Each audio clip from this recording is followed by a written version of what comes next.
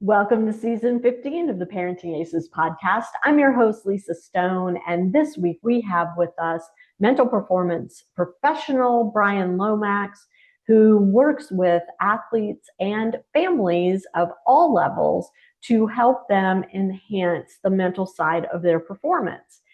Brian is a former player himself who recognized pretty late in his journey, and you'll hear him talk about this in the episode, that he could do better if he could figure out a way to use his mind as a more effective tool when he was competing on the tennis court.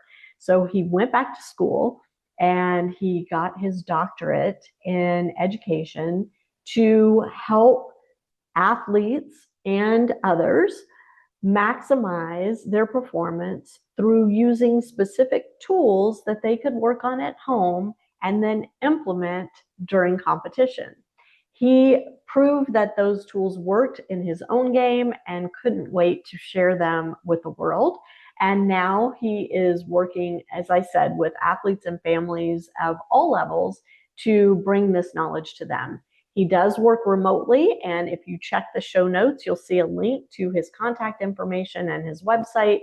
Also, he co-hosts a podcast with one of our recent guests, Josh Berger, that I will also have the link to in the show notes.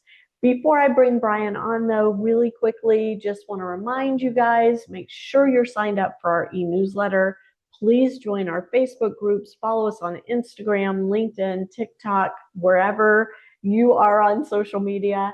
And if you are interested, I am available for one-to-one consults to talk you through this junior tennis journey, whether it's figuring out your coaching situation for your child, tournament scheduling, college recruiting, or anything in between. So check our website for all of that info. Now sit back, relax, and enjoy my conversation with Brian Lomax.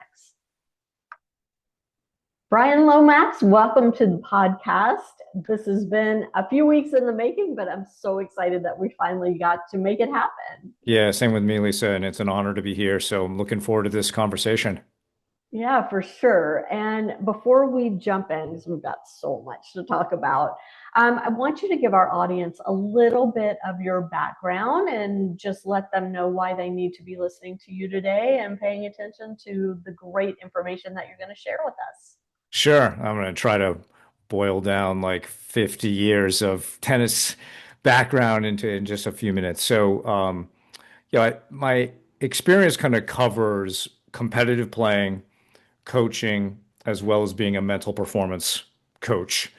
On the competitive play side, I was maybe a late bloomer, Lisa. I figured out at age 30 that I had a lot of regrets about my junior career. So I wanted to make the second half of my career better than the first, which, wasn't terrible. And that's really where the mental side of my work came in because I became my own first client. And I knew I needed to be better mentally. I could be pretty negative at times. I could be maybe even passive and push at times, things that a lot of players deal with. And I didn't necessarily get myself as well focused for the next point as I could. So these were things I worked on in my 30s. And the results of that were surprising to me. So, for example, I got ranked number two in the US in the men's 35s in 2006, when I was 38. And, the number one player in the country had been 150 in the world as a pro on the ATP tour, Wow. just to give you Wow. some sense of like the level. And I was not that player, prior to that at all.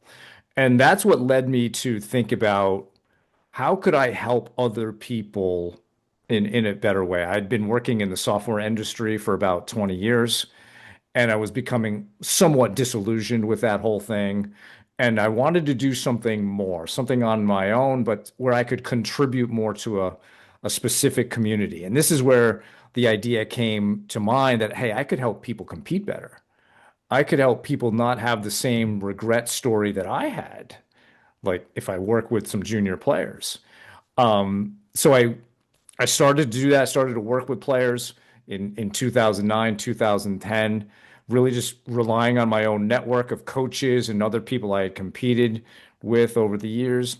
And then I ended Can up I getting, interrupt you 1 second? sure.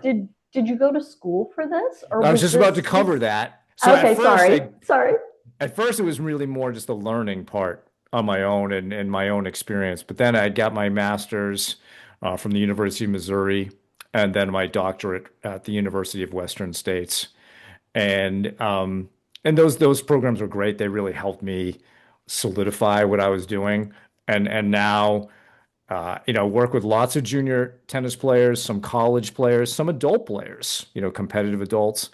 And also, as you know, co-host a podcast with one of your recent guests, Josh Berger, so the Tennis IQ podcast. And yeah, so I try to bring all of that to when I work with a player, just my competitive side, my coaching side, as well as what I've been doing as a mental performance coach. And so, as a mental performance coach, does that mean you're a psychologist, a therapist, a what? So, psychologist is a legally protected term. And so, in order to get that, to be able to call yourself, say, a sports psychologist, you would have to do work on the clinical side of the sport or psychology, which is a lot about dealing with some mental illness or depression, chronic anxiety, and so forth. And that was just a path I did not really want to do. So I want to do more of what's called performance enhancement. So thinking about like if we have a scale of say -5 to 5, and sort of mental illness and syndromes live in that 0 to -5. Performance enhancement lives from 0 to +5. Got it. And my belief was that if I can help people be more on the plus side, we don't have to deal with the minus side nearly as much, right? They become mentally stronger from that perspective. And I knew by the time I got my doctorate, Lisa, I knew what I wanted to do. I wasn't a 20-year-old kind of figuring out where I was. No, I knew this is what I wanted to do. And so that's why I refer to myself as a mental performance coach. A session with me is a lot about building mental skills. Of course, we're going to talk about your performances and how you're feeling about that and so forth. And that's all part of it. And that's really the coaching part of it. I wouldn't call it therapy per se, but if you look at any coach, I mean, aren't they doing some of that as just part of who they are? Sure. If they're Yeah. good. If they're good, right? And so I see myself the exact same way as a coach. And so the coaching includes therapy, discussion of experiences, but also education and Yeah. training. Yeah. Love it. Love it. So we were talking offline before I hit the record button about the fact that our kind of overarching theme for season 15 of the podcast is the mental side of tennis, but for the parents, and how mentally taxing and emotionally stressful it can be to be the parent of a competitive junior tennis player. It's very lonely because 9 times out of 10, your child is competing and training as an individual as opposed to being on a team. And it can also be incredibly expensive, which adds a level of stress that may not exist in some team sports that are school based and where you have this whole support system built in and you have a coach who is managing all the details for you. In tennis, a lot of that falls on us as parents, and that adds a whole other level to this complicated journey of watching your child pursue a passion for a sport that requires incredible focus, incredible amounts of time and energy, incredible amounts of money. And how do we do a better job as mom and dad to set up our children for success? And I'm not talking about spending more money, making sure they have the right coach, making sure they're playing the right tournaments. I'm not talking about that part of it, which is also important, but more about our own behavior, our own body language, our own stress levels, etc. Yeah. I'm glad you framed it that way because I wasn't going to go to the other stuff that you just mentioned. So I I kind of have two maybe high level things that I would want to share with your audience. Number one is as a parent in this world, I think we want to see ourselves also as performers. So what does that mean? You have to treat yourself in many ways like an athlete. You have to make sure that you get the right amount of sleep, that you're eating well, because we know that how much energy you bring means you can contribute better and have a better relationship with your child. Just like as any player, if you go out onto the court overly stressed, low energy, your psychological strength is going to be much lower than it would normally be. You're not going to handle stress and adversity nearly as well as if you had had a great night's sleep, feeling super energized, grateful for this whole piece. So we want to make sure we see ourselves as parents as performers in this, because you even brought up the body language and the emotional piece, right? That gets better when you have more energy. So Interesting. we have to make sure that we're seeing that yes, I'm a performer here as well, and I want to perform well, not only for myself, but also because it helps the relationship with my child, but it also helps them to feel better about what they're doing. It can give them more confidence in what they're doing. It can help them handle the challenges and adversity that goes with tennis. So I think that's number one, and we can get a little bit more into, all right, how do we do that throughout the match experience or the tournament experience? And I think secondly, I like to, in my own practice, I like to lean on existential philosophy a lot. And one big tenet of that is this idea of life projects. And, what's a life project? A life project is something that you have passion around, that is meaningful to you. So really, the raising of your child is a life project. And Yes. maybe a sub project of that is their experience in the junior tennis world. Now, the reason I like the idea of seeing this as a project is very often we tend to over identify with the things that we do. So we might think of ourselves too much as a tennis parent. Players often think of themselves too much as players. And so you tend to, when results and outcomes come up, you almost make them too much about how you feel about yourself or your own status. And that can be dangerous in many ways, as opposed to this is just something I do. This is something that's very meaningful to me, but it does not define who I am completely. Because, yeah, being a tennis parent is a part of who you are, but you may also have a career. You may also be a son or a daughter, brother or sister, the many other roles that we play. We don't necessarily overly identify with what is going on just in the junior tennis world and take that on too much. Because ultimately, and I think you brought this up when we were talking offline, the goal is that we can maintain a strong, loving relationship with our children Yes. through this process, right? The word parent actually means to bring forth.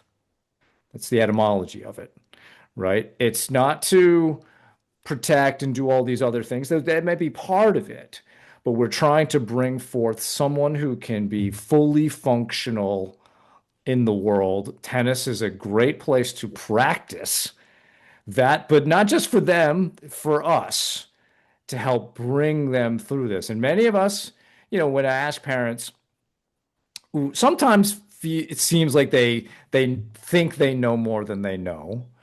It might be like, well, how many Division I college players have you raised? Or how many professional players have you raised? And usually the answer is zero. So, okay, you're a rookie at this. So we want to be as open-minded about this as possible. because it's not like, in a particular profession where you've had a lot of experience doing what you do. This is probably the first try, or maybe the Right. second or third, depending on, where we are in the birth order with our current player, right? Right. And so the more open-minded we can be about this project and simply making it better and better, like any project in your life, you want to do a good job on that. You want to have a vision of where the project is going and why we're doing it. And I think if you can keep all of these things in mind, you're a performer. This is a project. It's important to you. It has meaning and purpose. What is that meaning and purpose to you? Really go through and define some of that. Then I think you have an excellent chance of getting a good, successful outcome, whatever that is to you. Right. Right. And I think it's interesting because you brought up the word adversity, and a lot of us feel like our job as parents is protecting our children from adversity, right? Making sure that they aren't harmed. And of course, that is part of parenting. And we also have to let our children experience adversity and figure out for themselves the best tools to use to get through that adversity. Not sidestep it, not avoid it, Hmm. but experience it and come out the other side better for it, right? And I think, especially those of us, well, not me anymore, but people with younger children, we have to step in more often. But as our children are getting older and gaining in experience, life experience, tennis experience, etc., we have to know when it's okay to let them butt up against that adverse situation and figure out their way to bust through it, as opposed to coming in and rescuing them. And I think that's one of the hardest things to do as a parent. At least it was for me. Yeah, for sure. And I think there are barriers for parents on that as well, because if we get too caught up in the journey and the winning and the rankings, you're going to be focusing more on those things and trying to take over Yeah. and manage that a lot. And I think, tennis is a great sport for learning how to deal with adversity, with the right mindset, because there's so much losing that goes on, Yeah. even in a match that you're winning.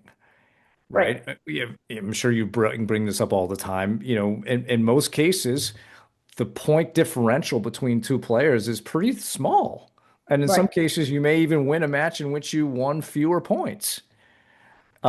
So there's a lot of losing that goes on that's hard, that can be hard to deal with. And as you get older, you learn to tolerate that better.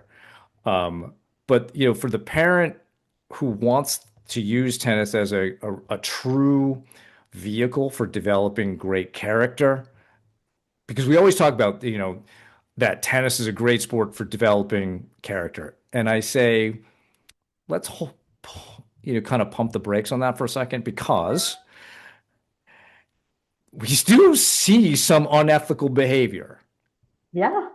And so tennis is not necessarily a great sport for building character, but it can be a vehicle when the environment around the player focuses on that. But, when we see, poor line calls or gamesmanship, that's not building particularly the kind of character we're discussing, right? But that happens Right. in Sure. tennis. So I think if we come back to, the protecting and the adversity piece, if we go into this with the idea of, I want my child to be a strong person that can handle things, let's let them, to a certain degree, fail or lose or make mistakes, but then have conversations about it together with the idea of, all right, this challenge, this adversity came up. How would you like to deal with that better the next time? How did it feel? And I think, we can do better asking of questions of players than telling them what to do. Because in tennis, you need to be able to coach yourself. That is one of the unique aspects compared to other sports in which you have Other sports have so many more coaches, so many more officials that are always kind of guiding you, and you can become very good at being told what to do and following that. But in a tennis match, in many contexts, you can't do that. You have to coach yourself. And this is where a parent can really help develop what I call that coaching voice in their mind to get them to talk more about how they felt, what they think they could change the next time that they're out there, and make it a safe place to lose, to not do well. But let's talk about the timing of that Yes, conversation right. because I think that's crucial. Yeah, it's obviously sometimes that conversation happens a little too close to the event, Right. right? And I think this is part of knowing your player. Um, I think a good rule of thumb is, 90 minutes later, maybe 24 hours later, depending. Um, we just want to let those emotions settle down because then it's harder to have that conversation. And it's understandable that a player would be disappointed or upset or angry about something. And we don't And want that to the dismiss it. parent, excuse me, Brian, but the parent also, their emotions are charged when Yeah. they feel their child hasn't performed at a level that has become the expectation, right? I've spent all this money on lessons. I've, driven you to practice every day. You go out there and you double fault 5 times, right? You're going to feel a kind of way about that as the parent. It's natural. We're not telling you not to feel your feelings about these things, right? I mean, that's not what this is about. Feel your feelings, just keep them separate from your child until there's a safe space where everybody's kind of more neutral and can have this conversation without the feelings taking over. Yeah. And, with the parents that I work with, I try to caution against some of those emotions and looking at tennis that way. Um, because if we are behaving that way more often than not, then we are kind of implicitly exerting pressure because they For know you're sure. you're coming to the conversation with expectations. And really, again, if we come back to the mission of like having a great relationship with a child and why tennis is a good sport for them, it's really something that it's a gift for us to give them, something they can do for the rest of their lives. Yeah. And we want to make sure we are not sucking the fun or the enjoyment out of that because that happens a lot in youth sports. Over professionalization, early specialization, obsession with results too early in the process, and we're not building that proper relationship with the sport. I mean, I think if we're to have base expectations of a player, I could probably break it down to 2 to 3 things: that you play with a positive attitude, a good attitude out there, and that you give it all that you have every time you play. There are so many things that are not within our control as players and as parents. Those 2 things you can control. If you But can can do I those, can I add to number two? sure. Because I think it's important to keep in mind that giving all on one day and giving all on another day may look very different Absolutely. depending on extenuating circumstances, depending on the sleep, the nutrition, the school Recovery from a stress. tough match. Yeah. Exactly. There's so many factors. So I think managing that expectation by maybe saying the I want you to give it all, whatever that means Right. today. Whatever you have today. Right. Yeah. Yeah. And I Totally think in that's agreement. important. And I think kids need to understand that too, that because otherwise they put so much pressure on themselves to perform the way Yeah. they did last week when there was nothing, they were on spring break, they had no school stress, there was nothing going on. And now this week they've had 4 AP tests and they're having the same expectations of themselves. That's unrealistic. Yeah. And that's where a parent and a coach can come in and say, here are the expectations. These are controllable. I'd like to do an exercise with players and I share it with parents called the circle exercise. And it's very basic. And, what we do is have them draw a circle. Everything that you can fully control goes inside the circle. And then I tell them what to write outside. We'll work together on what's going to go inside and we'll pick some things that are really important to them that they feel like trigger better performances. But then I tell them what to write on the outside. And the outside is winning, UTR, WTN, ranking points, how you're playing, the score, your opponent's behavior, bad calls, officials, weather, court conditions. There might be a couple others that go out there. And we look at this and say, all right, look at the outside of the circle. How many of these things are you actually focusing on too much? And then what's the impact on your performance on the things inside, right? And when we get too focused on things outside, our performance inside degrades. Mm. And so, but we live in a culture that values results. It values winning. Like that's, and it's true. You're not going to get in the tennis Hall of Fame for effort, right? That's not going to be the primary thing. Right. It's can you win matches? That's obvious, but we have to learn the how part. And this is where parents can really positively influence their players by setting what the real expectations need to be. It's the standards of performance on things that you can fully control. Now, those two ones I gave are very high level and basic, but you could break them down into, especially like effort, footwork. Hey, your footwork is really lazy today, or you weren't very disciplined with that. Or, attitude could be then seen through body language or how one speaks to him or herself on the court, right? There are behaviors that lead up to those things. They're all inside the circle. They're all controllable. And so if we as parents and coaches can be emphasizing more of that, we'll get more positive performances over time because now we become experts at controlling what we can control. And when you do that, the benefit is you give yourself a better chance of winning, of improving your UTR. The one I forgot, probably a big one that's outside the circle, Lisa, is what other people think. Oh, yeah. Right, trying to impress. And especially as we get closer and closer to college tennis and recruiting piece, right? That becomes such a bigger focus in one's mind. Who's watching? They're watching my UTR profile or whatever. Every match matters type of thing.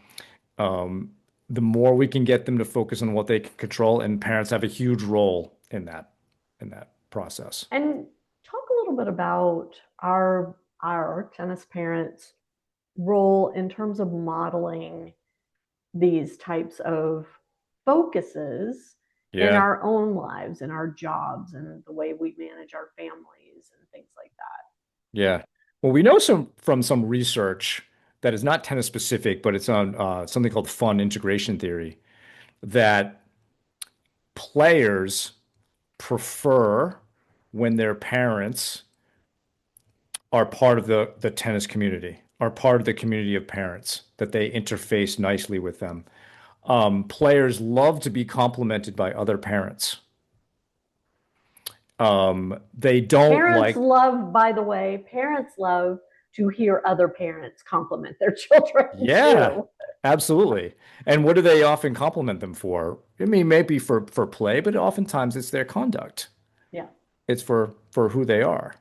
Yeah. And so we want to make sure that we understand that these dynamics are out there between parents and players, and that yeah, we're keeping sort of the fun part in this whole thing.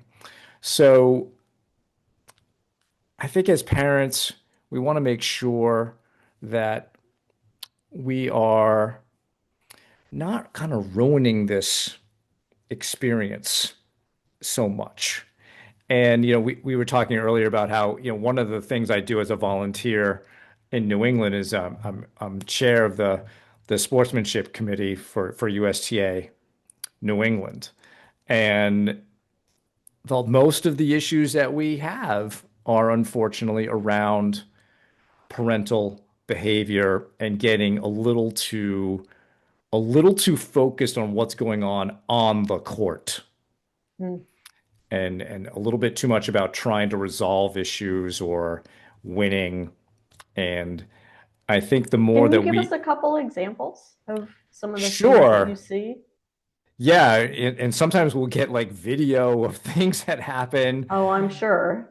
Um, so I'm trying to think of like one example. Well, here's one where after a match had been played and the match had been contentious between the players, a parent goes up to the opposing player and starts yelling at him and lecturing him about how he's a cheater and so forth. And just completely Yikes. unacceptable Yeah. behavior, right? For a parent to approach another child. We've seen in recent months some parents challenging other parents about their child's behavior. And in the match I'm thinking about, the two players had no issues. There was no line judge was called. No one questioned any calls, but the parents were losing their minds over what was going on the court. And this sort of gets into like we're becoming too emotionally involved in Yeah. this meaningless, really, in some ways, match that 5 years from now, none of us are going to really remember, except maybe for the parental behavior that went on there. We've got to keep this in perspective that the what the point of this is. You might be familiar, you probably are at least, with who Brian Barker is. So James Blake's Hmm. former coach. So Yep. Brian was on our podcast. He was like maybe episode 2 of ours. And Brian had a unique achievement that I think is probably unique across most sections of the US. But he was number one in the 12s, the 14s, the 16s, and the 18s in New England. And that's hard because, sometimes you don't grow as much as Right. you'd like to going from the Right. 14s to the 16s, right? But he was able to do it. And he talked about his relationship with his parents and how what they told him was the most important thing. They said the most important thing for you, Brian, is to be a good person. That was it. So he spent his entire junior career focusing on being a good person. And this resulted in he ended up getting a full scholarship to the University of South Carolina, where he finally felt pressure to win. He didn't feel pressure to win as a junior tennis player in New England. Therefore, he was able to, do some great things ranking wise. And if you've met him, he's a wonderful person. He's a great, great coach, great person. But he finally felt when he got to the University of South Carolina, oh, I'm supposed to win. I've got this full scholarship to a top 15, top 10 program. And he didn't have a very good freshman year, Mm. but he was able to reconnect with the mission of being a good person. And it helped bring him back to less pressure of playing, Mm. right? It was reduced to Interesting. a place where he could perform. But I love that story because Brian's parents set the expectation that this is about being a good person and that's it. Yeah. That's what's important. I It- mean, how many of these junior players, A, are going to go on to play college tennis, B, go on to play beyond college yeah, tennis, far less. C, make an actual living playing tennis? Yeah. The number is minuscule, minuscule. Yeah. It's probably the worst sport to So, try to go pro in. right, absolutely. So, why are we so focused on that piece of it? Why aren't we focused on being a good person all Yeah. the The time? the character development. Yeah. Yeah. Because ultimately, that's what you're going to be. truly proud and satisfied with is who you were as part of that process. Right. Um, the New Zealand All Blacks, their national rugby team, has this notion that better people make better All Blacks. And I like to translate that to better people make better competitors. And the Mm. reason for that is they're willing to do the work, Right. right? You calling that ball out on the baseline, that you could probably get away with that call because your opponent can't really see it, but that's a shortcut. Are there really shortcuts to success, or are you willing to call that in and do it the right way? Because later in life, it does, those sort of character flaws do bleed into who you become. And it And becomes easier and easier absolutely to to do that. do the not right thing. That's right. And then the not right thing maybe gets bigger and bigger and Yeah. bigger. We get used to that. Um, and so we want to teach people to do these things the right way, build strong character, because that's going to come through for you in difficult situations later in life where there's no shortcut available. Yeah. You have to do it Yeah. the right way. And do you have the mental, and emotional and character strength to do that? And as parents, again, we are our children's first role models for That's all right. of this. Yeah. So that's that's the pressure, I think, as a Yeah. parent. And again, if you see yourself as a performer and you're the role model, you can show them how to interact with opponents by how they interact with your opponents and their parents. Yeah. Um, there's so many things that you And can be out even there doing. how you talk to and about their coaches Yeah. when they're within earshot, right? I mean, that was one I learned too late, really, uh, for myself and my experience with my son. It's really important how we as parents talk to and about our children's coaches, teachers, anybody in positions of authority, in terms of teaching our children to have the proper respect Right. for those people who are trying to help them be better humans, but also it's teaching them to hopefully give people the benefit of the doubt until they give you a reason not to, right? Hmm. And it's the same with opponents.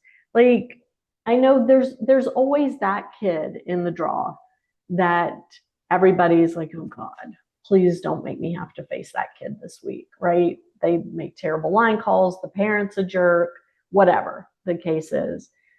And so we go on court already with Yeah. this preconceived notion that it's going to be a really rough experience out there. And it's really difficult to afford your opponent the proper respect when you're already going into it with that mindset. You can't, I don't think. Yeah. So this is all stuff that we as parents can model. It's not something you necessarily have to sit down and have a conversation with your child about. Maybe you do. But I think if we model it for them, they absorb so much more than we even have any idea about. Especially, when they're a little bit younger, sort of 13, 14 and under, right? Your But even modeling is, as teenagers, I got to tell you, I mean, my kids picked up on things during their teen years I had no idea they were paying attention to. Like, yeah, I that's thought they right. were completely disconnected at that age, right? They're not. They're still trying to figure out this life thing, and you're the person they're looking to. Yeah. Yeah. The only thing I was going to say about like some of the later ages that peers also become more of an Oh, influence, yeah, for sure. right? Where sort of 13 and under, you're really the primary influences. And that's a great age to really talk about the unethical behaviors. And because sort of mom dissatisfaction is a huge motivational factor for not cheating. Yeah. Where later on, maybe a little bit less, but yeah, this role model piece is super. super important. And understanding that, Lisa, is Hmm. that, yeah, your child is watching what you do, how you interact, how you talk. Because the other piece about the coach is you also don't want to undermine their credibility with your child by Right. saying these things. Because, like, oh, yeah, mom and dad are saying all these things. Like, well, maybe I shouldn't listen, right? Exactly. Right. Yeah. And then on the respect piece, I actually think respect is a competitive advantage. And what I mean by that is that when you respect someone, you're more apt to give full effort. When you don't respect them, you may hold back. Like when we say, oh, I should win or you should win, it all automatically leads to some of that. But I wrote a blog post on that exact topic that you mentioned earlier about playing that difficult opponent because I had that situation several years ago. And you tend to go into those situations with your guard up. Yeah. And I decided, you know what? I'm not going to do that because that has never really worked for me. So I'm going to do the exact opposite. I'm going to be really polite, really respectful to this player. And the results were kind of fascinating to me is that we had zero problems in the match. And he actually started complimenting me on my game towards the end of the match, saying, nice shot. Now, this is not going to happen all the time, but a lot of times that energy that you bring to a match, and that could be as a parent, is what you get back. And if you bring an adversarial perspective because you are thinking, trying to avoid something, you actually might create it more. And so, as parents, where we should have the wisdom about that, let's go out there and like teach them, hey, you got to deal with this person. But if you're worried about all these other things, you're not focusing on what you can control. This is a great challenge for you to be focused on what you can control amongst a very difficult opponent. Yeah. And, that's a situation where I feel like if the player can have one or two things that are goals for that Hmm. particular match against that particular difficult opponent, right? My goal for this match is to not look across the net between points and, or whatever it is. I mean, something that you can control, as you said, the things inside the circle, but that will keep that focus on your own performance as opposed to what's happening on the other side of the net. And it's so much easier to say than do. I get it. And it's funny because I play on several different women's league teams now. And, that in women's tennis, I mean, there are always those women that you're like, oh God, I hope I don't get her in the lineup today, And I a couple years ago, I kind of had this mind shift of, I am so lucky that on a Monday morning at 10 o'clock, I get to be on a tennis court. Like, that is such a gift. Why am I going to go out there and worry about what this woman on the other side of the net is bringing that day? It had nothing to do with me. Zero. The only thing that I need to focus on is how lucky I am to be out here and that I have the physical ability and the mental ability to play this game and, hopefully provide some good competition for the opponent. But even that, I don't really care about. I'm just happy to be out there. It's just such a gift. There's so many worse ways I could be spending this 2 hours. And it really made a huge difference in my excitement about playing, but also my mood, irrespective of the score at the end of the match. I win or lose, it just doesn't matter. I got to be out there on the court for 2 hours, and that was the gift. Yeah, so you're playing with gratitude. Yeah, You're perhaps making those 2 hours some of the best 2 hours of your week, right, right? And then right. you're kind of backing into a very famous theory in positive psychology called broaden and build, in which when we intentionally experience more positive emotions and more positive mood, we make ourselves psychologically stronger.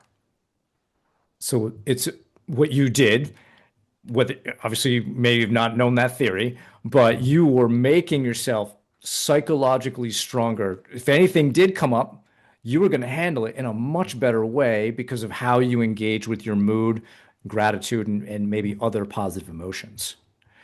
For sure. Right. And so, even as parents, can we keep our kids in a good mood, help them be more positive, bring things like gratitude, maybe appreciation of their opportunity, or just appreciating the beauty of the sport and excellence and things like that, emphasizing those more positive aspects of the performance or of the experience. You're helping them become psychologically stronger when they have to deal with hard things on the court. But you're also helping yourself enjoy the journey that much more. Absolutely. If you can think of this, and my audience has heard me say this multiple times, but you know, the fact that your child chose tennis, yes, you're giving them a gift by allowing them to pursue this, but they're giving you a gift too, because there aren't a lot of activities that children choose that allow so much one-on-one time between a parent and a child, whether it's the hotel at the end of the tournament day, it's the car rides every day to and from practice, to and from tournaments. You get this incredible one-on-one with your child that most parents just don't get to have. And some days may feel better than other days about, having that. But I promise you, when your children are grown and out of the house like mine are now, you will look back on that and realize, oh my gosh, I was so lucky that I got to have this time and got to see my child doing this thing with their mind and their body that, wow, this is amazing. Yeah, and tennis is so hard in many, many Yeah. ways. And it's an opportunity to also be proud of them for this journey. And so with all of that in mind, why wouldn't we come to the project with positive intentions to try to make this really what we want it to be? Have almost like a starting with the end in mind. Like, we want this to be a really positive experience. All right, what's my role in that? Because really, you're the steward of it. You're the guide Yeah. here. And instead of getting overly invested in the journey, be the guide on the journey.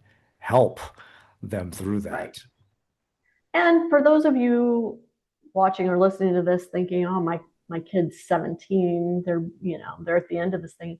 It is never too late. It is Right. never too late. And I will say your child, whether or not they tell you, will pick up on even minuscule changes that you make in body language, tone of voice, word choice, timing of conversations, um, ability to set the tennis aside and focus on the other things in their life that make them uniquely them.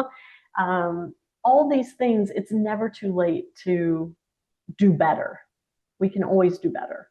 Yeah. And, when we look at sort of markers of subjective well-being, right, being more happy and fulfilled in our lives, the creation of positive relationships is a huge part of that. Yeah. And can we be more actively working on that with our kids, with our players? Because then, we're giving them the gift too of a positive relationship through the lifetime Right. with someone, right? Hopefully you become great friends with these people who will be adults at some Yeah. point, right? Yeah. So again, I think if we can have all of these things in mind, even when we're just going to that regular L5, L6 tournament, L7, whatever it is, that, hey, let's make this a great experience. I'm gonna, it's not always easy, but can I make sure that I'm being my best on this weekend or during this week? Because that matters. I also want to be proud of my behavior in this role. Right. Yeah, no, I think that's great. Brian, if people want to get a hold of you, Tell us how to do that. And we'll So, have all the links in the show notes, so never fear. yeah, I'm sure you will, but I don't have that many links, Lisa, just because I've sort of disconnected from social media a lot over the Oh, last few years. you lucky man. Um, but I do have a website, so Performance Extra. It's got one E in there, so performanceextra.com. You can also listen to our podcast, Tennis IQ Podcast at gmail.com. And for people who are on LinkedIn, I'm a little bit more active on LinkedIn. So just under Brian Lomax. Um, but happy to hear from people. My phone number and email are on my website. And you know, love working with players at any level. To me, the biggest thing, Lisa, is open-minded and just want to become the best that you can become, whatever that is. And you work remotely, I take it. Yeah, everything is remote. So Okay, recently moved to Bennington, Vermont. So small lovely. tennis community here. Yeah, it's a lovely place. But yeah, I've been working remote actually since like 2014. Nice. Yeah. So Brian is available to all of you, regardless of where in the world you are located. You can reach him via the interwebs, and we'll have his links to his website, the podcast, his email, his LinkedIn profile, and feel free to reach out directly to Brian if you feel like he can help your child or you do a better job through this journey.